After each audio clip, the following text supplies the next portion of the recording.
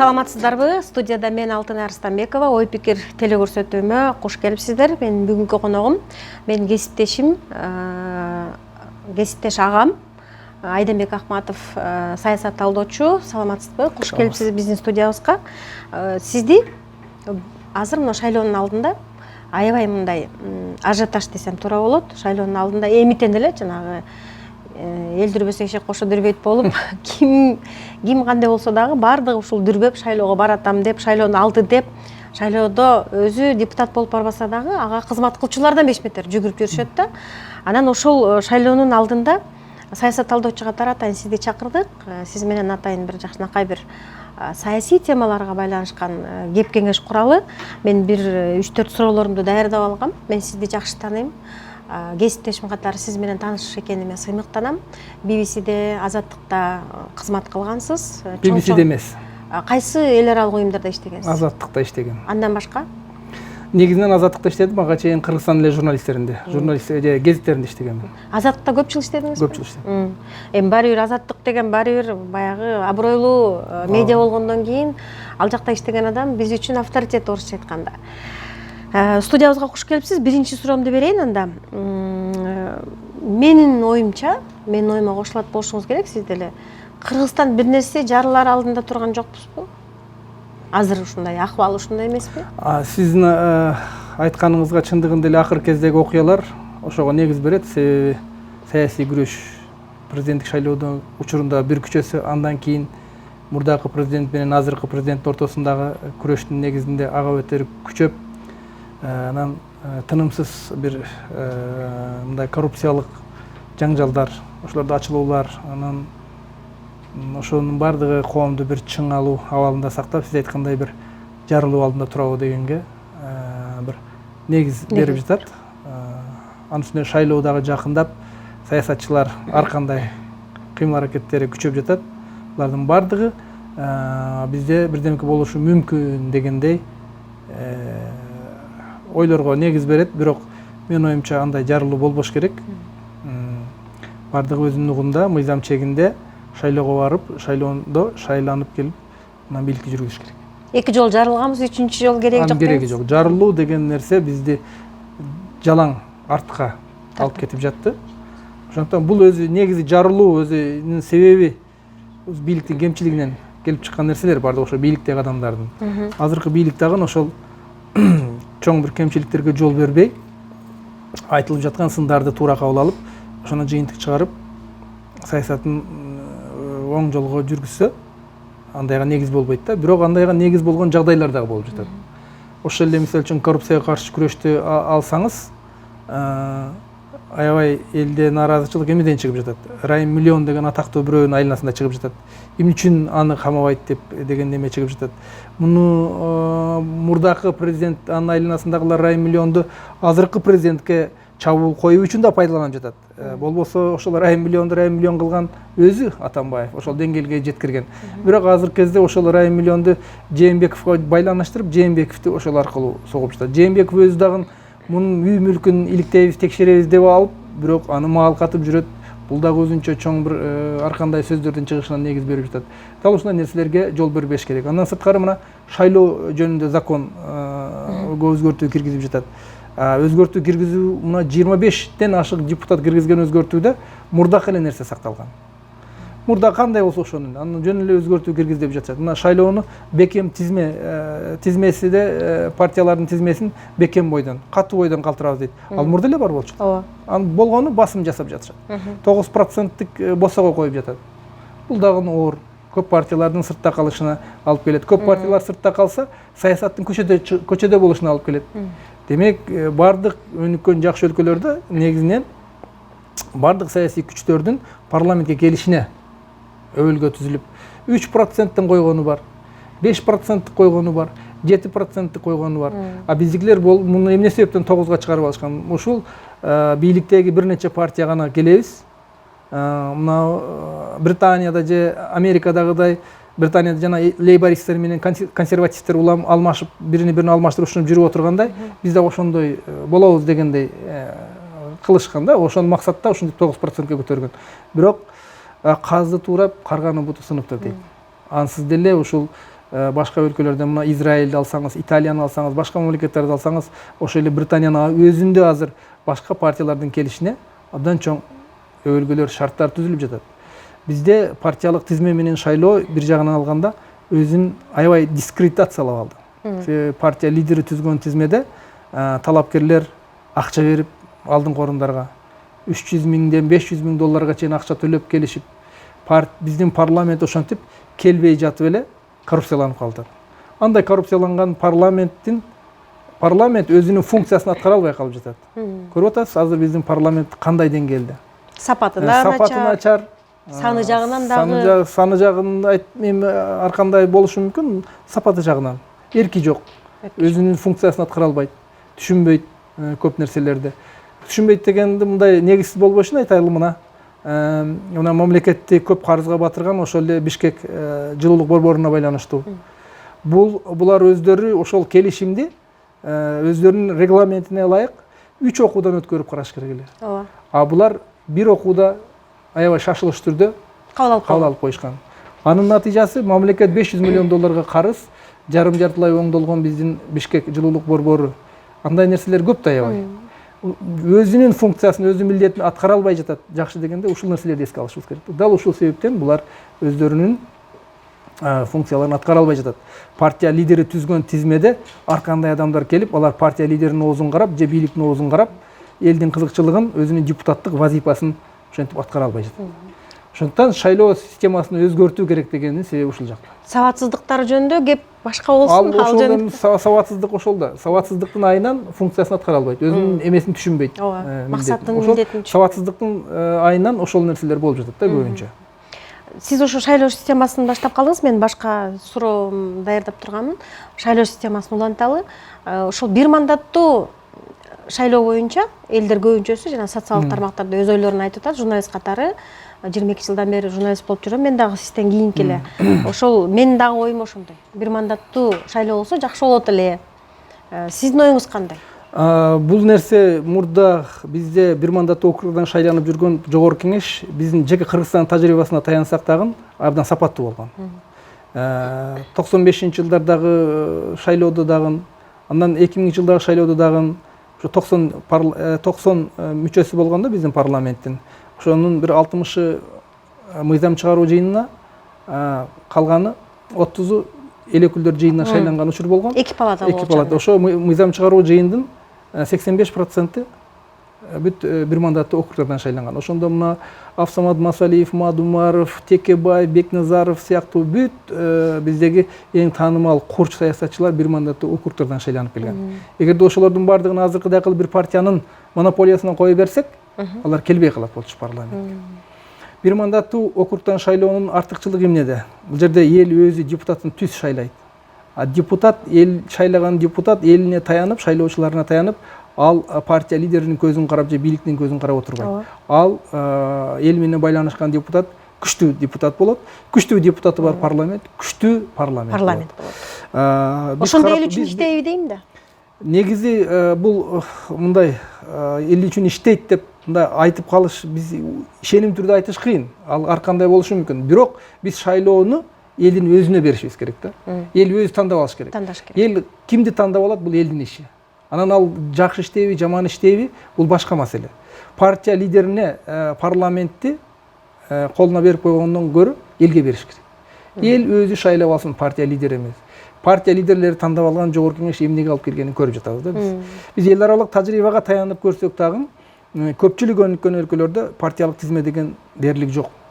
Ошол Британияны алсаңыз, бүт бардыгы бир мандаттуу округдардан шайланат. Американы алсаңыз, конгресске бардык конгрессмендер, сенаторлор бир мандаттуу округдардан шайланат. Франция ошондой. Германияда жарымы бир мандаттуу округдардан парламентте, Бундестагга. Жарымы партиялык тизме менен шайланышат. Мына түштүк Кореяны алыңыз, ошондой. Японияны алыңыз, ошондой. Биздин жакын кошуналар Россияны алыңыз, 50% бир мандат, 50% тизме, партиялык тизме, мамлекеттик дума. Украинадагы ошондойго өткөн. Жок, Айденбек байке, башка өлкөлөрдү карап өсүшүбүз керек. Биз деген кичинекей өлкө. Эске алышыбыз керек. Эске алышыбыз керек. Аларды карап, ал жактан деген ошол системаларды алып келип, өсүшүбүз керек, аларга окшоп биз дагычы. Бирок деген менталитетке туура келеби ошол нерсе? Кыргыздын менталитетине мисалы үчүн деген партиялык система, парламенттик өнүгүү анча сиңбей атабы дейм да. Менталитет дегенде биз бул эми мындай илгери курултай деген бар эле го. Мен түшүнүгүмдө бул бир аз талаштуу маселе. Кыргызга жарашпайт, анан мынтип эле коебуз деген жок. Биз бийликти классикалык түрдө кантип шайланса, ошондой эле шайлашыбыз керек. Жогорку кеңеш чындыгында курултай ошол. Ошону айтам да, курултай болчу. Курултай ошол. Биз жогорку кеңешти бир мандаттуу округтардан шайласак, элге таянган жогорку кеңеш болот. Эми негизи жана башында айткандай, өзү биз биринчи кезекте биз азыркы турган арасат жолдогу системадан бир жагына жылышыбыз керек да. Же таза парламенттик өтүшүбүз керек, же таза президенттик өтүшүбүз керек. Ошону айтам да. Президенттик өтсөк, президент өкмөттү түз башкарыш керек өзү, премьер-министр деген болбой. Анан жогорку кеңеш бир мандаттуу округдан шайланган жогорку кеңеш болуш керек. Ал өзүнчө аябай күчтүү болуш керек. Жогорку кеңеш ошондо президентти теңдеп турат. Анан экөөнүн менен эле калбай, бизде сот системасы, жогорку сот, буларды биз абсолюттук эркиндикке чыгарышыбыз керек. Жогорку сот эркин болмоюнча сот системасы бизде нормалдуу мамлекет болбойт. Бардыгы ушул саясий коррупция, саясий оппоненттерди камакка алуу, коррупцияларды мыйзамдаштыруу бардыгы ушул соттордун колдору менен жасалат. Сотторду болсо бийлик башкарып алган. Дал ошондуктан бизде чоң коррупциялык иштерге жол берилип, чоң ушундай мамлекет карыздарга батып, ошону айынан отурат. Чоң ошондой айынан бизде чоң саясатчыларыбыз камалып, саясий туткундар көбөйүп отурат.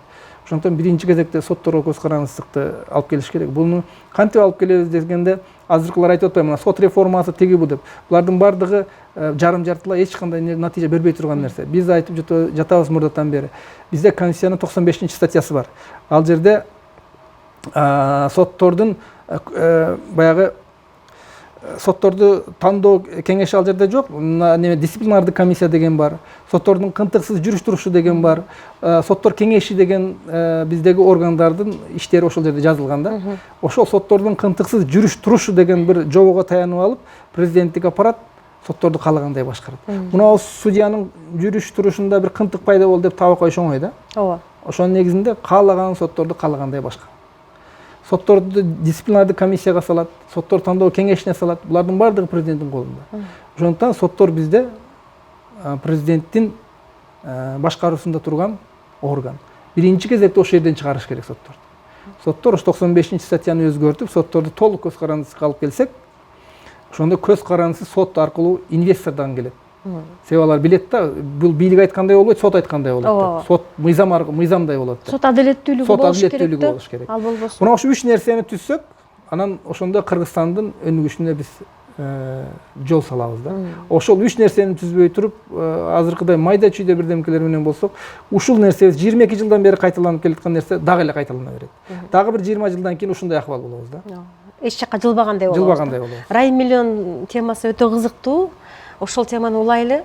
Эсептешкен дос ажырабайт деп коет. Бирок деген Сооронбай Жээнбеков менен Алмазбек Атамбаев эсептешпегендин айынан ушундай акыбалга келип калышкандай да. Эсептешпеген дегениңиз кандай? Мисалы үчүн жанагы Райым миллион деген Сооронбай Жээнбековдун шайлоо кампаниясына 50 миллион доллар берген деп ар жерде айтылып атат. Ар кандай суммалар айтылып атат. Эми ошого эл ишенип атат. Анан кийин эсептешпей эле, бири-бирин эсептешпей эле, мындай ишенип эле эптеп өтсөк болду, эптеп барсак болду деген мааниде. Чындыгында бул иш мындай болгон. Эгерде баштан кете турган болсок, Атамбаев Сооронбай Жээнбековду курчак катары көрөм деген. Курчак катары гана пайдаланам. Анан мунун колуна кадр боюнча дагы, финансылык агымдар боюнча дагы эч нерсеге көзөмөлдөтпөймүн деген. Дал ошол себептен бул конституцияга өзгөртүүлөрдү киргизген 16-жылы. Бардык өзгөртүүлөр жасап, өкмөт башын алышты кыйындатып, башкы прокурорду кызматтан алууну кыйындатып, ушулардын бардыгын ошол максатта жасаган. Дал ошол бунун максаты ишке ашпай калганы, баштаганы ортодогу ошол Райым миллионду кызматтан алуу менен башталган.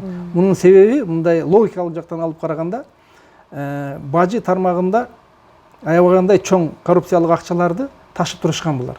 Ошол жерде иштегендер системага айланган нерсе. Биринчи адамга ташып турушкан. Аябай. Менин оюмча, бул шайлоо, президенттик шайлоодон кийин Райым миллион тиги жакка ташыбай калган да. башка жака ташый баштады. Менин кожоюнум алмашты деп. Анан эски кожоюн ачуусу келип Сапар Исаковго айткан. Дароо кызматтан ал деген. Аны дароо кызматтан алды. Дароо кызматтан алгандан кийин чоң бир сенсациялык бир ачылыштарды айтышкан. Ал эмне үчүн айтылган? Ал биз албай турган болсок бул акчаны силерге да тийбейт бул деп жасалган. Эсиңде барбы? Ошондо эмне деп айткан? Мына Райым миллионду аларыбыз менен замат. Оштун бажысынан 1,5 миллион мурда түшүп турса, азыр 15 миллион түшүп калды. Бишкек бажысынан мурда 30 миллион түшүп атса, азыр 60 миллион түшүп калды деп айтып жатат. Мына ушул акчаларды санап келсеңиз, бир жылына 14-15 миллиард сом болот. Же 200 миллион доллар болот. Ушунча акча коррупциялык жол менен биринчи адамга кетип турган. Ошолорду башка жака берем дегендей болгондон кийин муну Сапар Исаковго тапшырма берилип, Сапар Исаков дароо кызматтан алган муну. Мунун эң негизги себеби ошол жакта да. Атамбаевдин жанагы айткан саясий неме кадрдыктагы, финансылыктагы агымдарды Сооронбай Жээнбековго бербеймин деген ой ошондон. Себеби финансылык, кадрдык мүмкүнчүлүктөр Сооронбай Жээнбековдун колуна тийсе, ал Атамбаевдин эркинен чыгып, ал Атамбаевго баш ийбей калмак. Булардын ой максаты бузулган. Дал ушул жерден конфликт чыгып, Жээнбеков менен Атамбаев азыр 100 карагыз эң чоң душмандардан айланып, бири-бирине азыр компромат төгүп, каттуу чабыш жүрүп жатат. Көп нерселерге сиз элдин көзүн ачып койдуңуз. Мен сизди колдойм, коштойм. Сиз менен макулмун. Эми Жээнбеков жөнүндө, азыркы биздин президент жөнүндө сиздин оюңуз кандай? Айткан убадаларына туруп атабы? Элдин маанайы кандай президент жөнүндө? Жээнбеков бардыгы ойлошкон бул Атамбаевдин куурчагы болот деп. Атамбаевдин куурчагы болбой калганда баары колдоду. Мына Азамат куурчагы болбой калды. Анын жан жөкөрлөрүн камай баштады деп. Бирок Жээнбеков саясий системаны ошол Атамбаев тушунда түзүлгөн ушундай коррупциялык системаны өзгөртүүгө барбай жаткандыктан ага азыр көп сындар айтыла баштады. Ал мына мен жана айткандай шайлоо системасын ошол бойдон калтырып жатат. Бардык бийлик системасы ошондой бойдон калып жатат. Ошол жана сиз айткандай Райым миллионго тиейин дейт, тие албайт. Тийгенге бирдемге жолтоо болуп жатат чоң. Ушул себептердин бардыгы менде дагы Сооронбай Жээнбековго чоң бир канааттанбагандык сезимди жаратат. Биз саясий система өзгөрүш керек, шайлоо системасы өзгөрүш керек. Мынау азыркы турган президент өкмөттү карап, өкмөт президентти карап отурган кылчакта бири-бирине иш кылбаган система жоюлуп, президент өзү түздөн түз өкмөттү башкарыш керек, жоопкерчиликти алыш керек дейбиз. Жогорку кеңешти болсо эл өзү шайлаш керек, түз. Парламент күчтүү болуш керек, соттор көз карандысыз болуш керек деген ойлорду айтып жатабыз.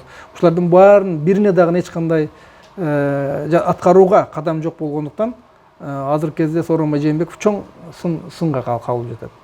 Ал Атамбаевдин эски арабасын эле кылдыратып айдай берем деп жатат.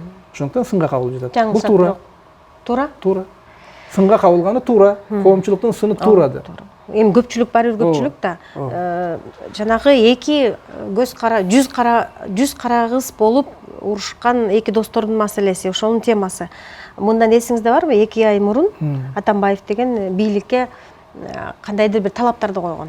Ушул талаптарды аткарбасаңар 2 айдан кийин биз митингдерди баштайбыз деген. Ал ошол 2 айдын убагы мына орозо бүтөрү менен бүтөт да. Орозо бүтөрү менен эртең бүрсү күнү митингдер башталат деген сөздөр эл арасында жүрүп атат. Бүгүн митинг болду. Буга чейин соттор уруксат бербеген митингге баары бир бүгүн барышты. Рита Карасартова баш болгон өкмөттүк эмес уюмдардын өкүлдөрү барып, 20-25-30 адам барып, митингдер эмитен эле башталды да. Ушул боюнча сиздин оюңуз? Мындан ары дагы Атамбаевден эмнени күтсө болот? Атамбаев өзүнүн потенциалын көрсөттү. Ал эчтекеге жарабасын. Өзүнүн партиясын жанагы башка адамга жазып алганда, Сагынбек Абдырахмановго юстиция министрлигинин алдында 15 адамы чыкты. Ошону менен Атамбаев өзүнүн потенциалын көрсөттү. Андан кийин президенттин кол тийбестиги, экс-президенттин кол тийбестиги боюнча закон кабыл алынгандан кийин партиясын таштай качты. Атамбаевда азыр бир гана чоң мүмкүнчүлүк бар, бул акча. Бул коррупциялык жол менен топтоп алган акчасы бар аябай. Ошонусун чачып гана бир көчөгө элди алып чыкпаса, башка жолу жок. Аны ээрчип эч ким чыкпайт. Ал эми коомдогу нааразылыктар жанагы мен айткан себептерден чыгып жатат. Коррупциялык схемалар, саясий система мурдагы бойдон калып жатат. Шайлоо мурдагы бойдон калып жатат системасы. Ушундай акыбалга алып келген. Ошонун айынан коомчулукта нааразылык бар. Атамбаев өзү бул бийлик эле чоң бир катачылыктарга жол берип, өзүн өтө дискредитациялап албаса, Атамбаевдин артынан эч ким өсүп чыкпайт. Себеби ал эмнеге жөндөмдүү экенин 6 жылдын ичинде көрсөттү. Ал ким экенин, эмне экенин бардыгын көрсөттү 6 жылдын ичинде. Аны ээрчип эч ким чыкпайт. Анын акчасы гана иштеши мүмкүн. Акчага сатылган адамдар табылат. Табылып калышы мүмкүн. Бирок ал массалык болуп кетиши мындай биздеги коомдо бир оору бар, регионализм оорусу бар. Мүмкүн ушундай бир талалуу жерлерди пайдаланып бирдемге кылам деши мүмкүн. Ошол жагына басым жасап, ошол жакты козутуп, ошого булар көбүнчө кээ бир учурларда аракет кылып жатат. Бул жагынан биздин атайын кызматтар, мамлекеттик органдар катуу иштеп андай нерсеге жол бербеш керек. Биз дестабилдештирүүгө андайга жол бербеш керек. Мамлекеттиктеги бардык процесстер мыйзам чегинде жүрүш керек. Шайлоо процесстерин жакшы билген саясат талдоочу катары 2020-жылкы шайлоо кандай өтөт? Божомолуңуз боюнча. Шайлоолор кандай өтсө ошондой эле өтөт деп ойлоп атам. Абдан акча ресурсу чоң роль ойнойт. Анан административдик ресурс чоң ролду ойнойт. Мурдагындай эле бизде партиялык тизме деген менен иш жүзүндө бизде бир мандаттуу округда эле ар бир адам, ар бир талапкер өзүнүн чөлкөмүндө иштеп, ошондой иштер жүрөт деп ойлойм. Анан калкыбыз акчасыз таза адамдарды, саясатчыларды, партияларды шайлап алууга канчалык даяр? Кээ бир убактарда байкасаң, карасаң, ооба эми ушунча 1000 сомго алданып жүрүп ушул акыбалга келдик, эми өзгөрбөсөк болбойт деген дагы кээ бир үндөр чыгып калат. Мүмкүн калк бышып жетилип келатат. Ал бышып жетилдиби? Аны айтыш да кыйын. Менин оюмча баары бир акча ресурсу, анан жерлердеги тааныш билиш, ушундай уруу жакын туугандык немелерди сүрүп алып чыгуу, биздин бала ушуну шайлап койгула деген нерсе дагы эле ролун ойнойт деп ойлойм. Айдембек Акматов депутаттыкка барабы, шайлоого барабы? Буюрса. Оюңузда бар. Боюмда бар. Эми сиздей сабаттуу, өтө сабаттуу адамдар барыш керек деп ойлойм. Мен сизди колдойм. Рахмат. Анткени мен сизге ишенем, мен сиздин ким экениңизди жакшы билем. Чоң рахмат. Анан акыркы суроом, сиздин колуңузду көп кармабайын деп, атайын аз суроолорду даярдадым элем. Акыркы суроо. Кыргыздын Пашиняны чыгабы, чыкпайбы? Мен былтыры ноябрда Арменияга барганда жөнөкөй эле такси айдаган айдоочу сүйлөгөн сөзүн көрсөм, кадимкидей мына канат байлап алган да. Фейсбуктан прямой эфирин аңдып турабыз. Түз эфирге чыгаар менен эмнеде ошонун баарын кылабыз дейт. Эмне үчүн силер ошондой биримдүүсүңөр? Сиз деген тиги аркы бетте отурган мороженое же балмуздак саткан эжени тааныбайсыз. Башка такси айдаган айдоочуну тааныбайсыз. Бирок деген силер бири-бириңерди көзүңөр менен түшүнүп, жүрөгүңөр менен түшүнүп, ушундай бир адам түз эфирге чыкса эле, баардыгыңар барып жаптыкла десе жабасыңар жолду. Тигини алабыз десе аласыңар, тияка чогулабыз десе чогуласыңар. Эмне үчүн десем, билбейм дейт, биз дейт жетилип калдык окшойт дейт да. Кыргыз эли жетилдиби ошондой нерсеге? Кыргыз эли 2 жолу мындайды жасады. 2005-жылы жалпысы көтөрүлүп келип, ишеним көрсөтүп, Бакиевди шайлады. Кыргыз эли экинчи жолу 2010-жылы Атамбаевга ишенип, убактылуу өкмөттөргө ишенип, анда бир көтөрүлүп, дагы бир революция жасады. Эми мындай нерсе башыбыздан булардын бардыгы революциялардын бардыгы туура эмес экендиги азыр элдин аң сезимине сиңип калган кез. Бирок Пашиняндыкы туура болуп атпайбы? Жакшынакай эле ала турган нерсени алып, жасай турган нерсени жасап атышпайбы? Эгерде биздин башыбыздан 2 жол өткөн болсо, биз 2 жолу ысык баягы сүттү ичип алып, азыр айранды үйлөп отурабыз да. Андай тажрыйба биздин башыбыздан өтүп, бул жол биздин шартта, биздин менталитетте кыйроого, бөлүнүп жаруучулукка, чоң бир катаклизмдерге гана алып келгенин көрдүк. 2010дон кийин эмне деген гана окуялар болбоду. Чоң согуш чыкты түштүк жакта, канча жүздөгөн адамдар өлдү. Экономикабыз абдан артка кетти. 2005те дагы ошондой окуялар болду. Ага караганда бир аз азыраак болсо дагы. Ошондуктан дайым ушу коом өзү мындай эволюциялык жол менен өнүгүүгө туңгуйукка кептелип калганда, ошондой бир чоң эмеге алып келет да. ушундай жарылууга. Пашиняндын чыгышына эмне себеп болду? Ал жерде Арменияда парламенттик системага өтөбүз деп закон кабыл алынган. 2 жолу шайланган президент болуп келген Саргисян дал ошол жол менен эми парламентке өтүп туруп, мен премьер-министр болуп, 2 тизгин бир чылбырды кайрадан кармаймын дегенде Пашинян жаралып атат да. Бизде андай нерсе жок. Бизде андай шарт жок. Бизде мисалы үчүн эгерде Атамбаев 6 жылдык мөөнөтүм бүттү, эми премьер-министр болом дегендей бир окуя болсо, ошондо бизде мындай революциялык бир жасаганга негиз түзүлөт да, мындай мыйзам бузуу болду.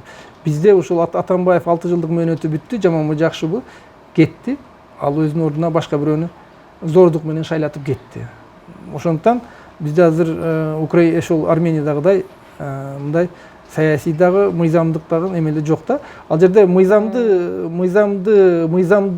түргө каалаганда баягы мыйзам буйлаган төө, аны каалаган жагыңа тартсаң болот дегендей жол менен кетем деген да Саргисян, Армениянын мурдагы президенти. Буга Армения коомчулугу каршы болуп, Пашинян сыяктуу лидери бийликке келди. Ошол себептен. Пашинян бизге окшогон журналист киши экен.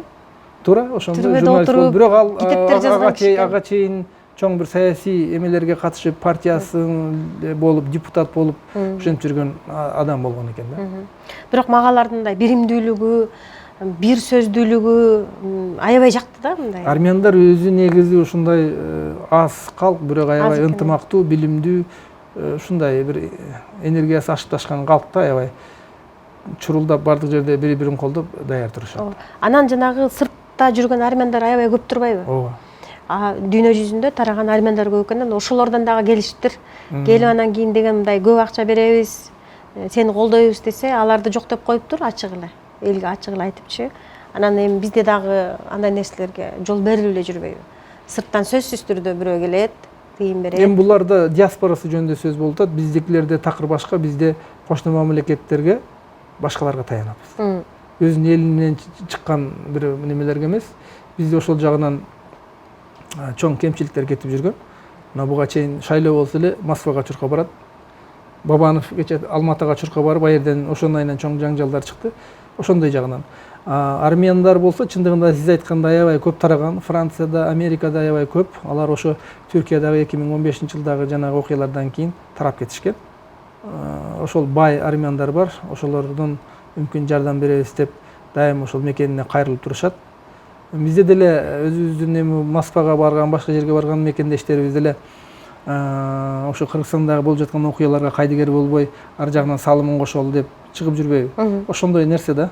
Болгону аларда бай, миллиардер болуп кеткен эмелер көп. Бизде миллиардер азырынча жок, болуп калар деген үмүттөбүз. Сизге чоң рахмат. Мен сиз менен аябай ар дайым ушундай саясат туурасында, социалдык проблемалар туурасында, Кыргызстан туурасында, мекенибиз туурасында мындай сүйлөшкөндү жактырамын, каалаймын. Анан биздин көрсөтүүбүз сиз үчүн ар дайым эшигиз ачык, ар дайым келип ушул өзүңүздүн ой пикирлериңиз менен бөлүшүп туруңуз.